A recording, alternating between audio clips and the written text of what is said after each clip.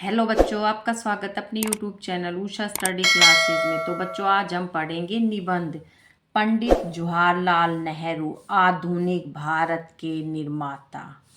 पंडित जवाहरलाल नेहरू स्वतंत्र भारत के पहले और सबसे लंबे समय तक सेवा करने वाले प्रधानमंत्री थे। वे एक दूरदर्शी नेता, एक समर्पित स्वतंत्रता सेनानी और आधुनिक भारत के वास्तुकार थे। भारतीय स्वतंत्रता आंदोलन में महात्मा गांधी के मार्गदर्शन में उनकी महत्वपूर्ण भूमिका ने उन्हें नवगठित राष्ट्र का नेतृत्व करने के लिए स्वाभाविक उत्तराधिकारी बना दिया। नेहरू का जीवन और दर्शन भारतीय लोकतंत्र, धर्मनिरपेक्षता और वैज्ञानिक विकास की नींव से गहराई से जुड़ा हुआ है। प्रारंभिक जीवन और शिक्षा। जवाहरलाल नेहरू का जन्म 14 नवंबर 1889 को इलाहाबाद, उत्तर प्रदेश में एक धनी कश्मीरी पंडित परिवार में हुआ था। उनके पिता मोतीलाल नेहरू एक प्रमुख वकील और राष्ट्रवादी नेता थे। नेहरू की प्रारंभिक शिक्षा घर पर निजी शिक्षकों की देखरेख में हुई। उच्च शिक्षा के लिए उन्हें इंग्लैंड भेजा गया, जहां उन्होंने हैरो स्कूल और ट्रिनिटी कॉलेज कैम्ब्रिज से पढ़ाई की और एक बैरिस्टर के रूप में अर्हता प्राप्त की।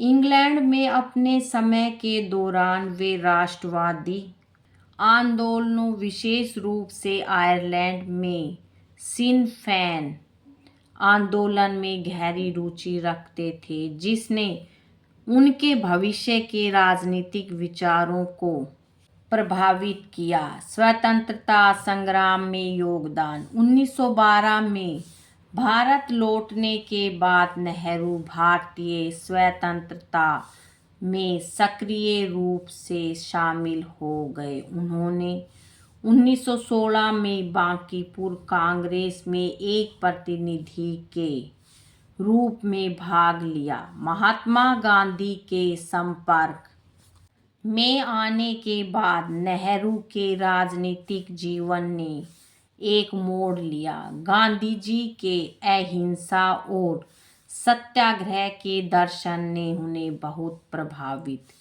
किया। उन्होंने असहयोग आंदोलन और सविनय अवज्ञा आंदोलन में सक्रिय भागीदारी निभाई और इस दौरान उन्हें कई बार जेल जाना पड़ा। भारत छोड़ो आंदोलन के दौरान भी वे अन्य शीर्ष नेताओं के साथ गिरफ्तार हुए। जेल में अपने समय के दौरान उन्होंने कई महत्वपूर्ण पुस्तकें लिखी, जिनमें discovery of India, glimpses of world history और अपनी आत्मकथा शामिल है। इन पुस्तकों ने एक विचारक और लेखक के रूप में उनकी पहचान स्थापित की। प्रथम प्रधानमंत्री के रूप में भूमिका। 15 अगस्त 1947 को भारत की स्वतंत्रता के बाद जवाहरलाल नेहरू ने देश के पहले प्रधानमंत्री के रूप में शपथ ली। उन्होंने 17 वर्षों तक इस पद पर कार्य किया, जो मई 1964 में उनकी मृत्यु तक चला। प्रधानमंत्री के रूप में उन्होंने नव स्वतंत्र राष्ट्र की नींव रखने में महत्वपूर्ण भूमिका निभाई। लोकतंत्र और धर्मनिरपेक्षता। नेहरू संसदीय लोकतंत्र के एक दृढ़ समर्थक थे। उनका मानना था कि भारत जैसे विविधतापूर्ण देश को एकजुट रखने के लिए केवल एक लोकतांत्रिक ढांचा ही काम कर सकता है, जिसमें सभी सांस्कृतिक, राजनीतिक और सामाजिक आर्थिक प्रवृत्तियों की अभिव्यक्ति की स्वतंत्रता हो। उन्होंने धर्मनिरपेक्षता को भारतीय राज्य का एक मूलभूत सिद्धांत बनाया, जहां सभी धर्मों को समान सम्मान और अधिकार प्राप्त हो।